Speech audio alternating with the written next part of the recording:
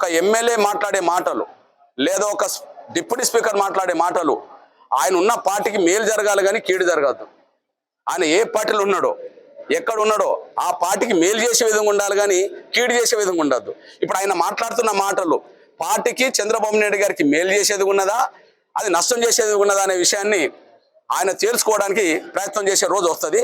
నా వరకు నేను మాత్రం రఘురామకృష్ణరాజు గారు మాట్లాడుతున్న మాటలు ఎంతో కొంత దళిత సమాజాన్ని దూరం చేసే విధంగా, పార్టీకి ప్రభుత్వానికి దూరం చేసే విధంగా, వాళ్ళని అవమానించే విధంగానే ఉన్నదనే మాట నేను కూడా చంద్రబాబు నాయుడు గారికి తీసుకొస్తాను.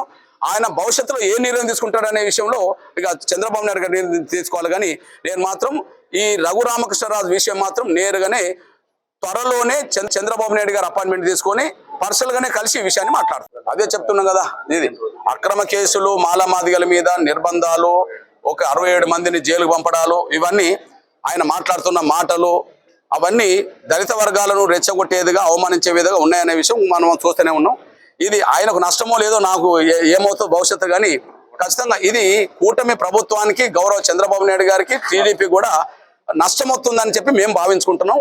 నష్టం రాకుండా చూసుకోవాల్సిన బాధ్యత, అందుకు అనుగుణంగా చర్యలు తీసుకోవాల్సిన బాధ్యత చంద్రబాబు నాయుడు గారు ఉన్నది. కాబట్టి ఇవన్నీ నేను ఇక్కడ మాట్లాడకుండా గౌరవ చంద్రబాబు నాయుడు గారితో ఈ విషయాలన్నీ మాట్లాడతాను.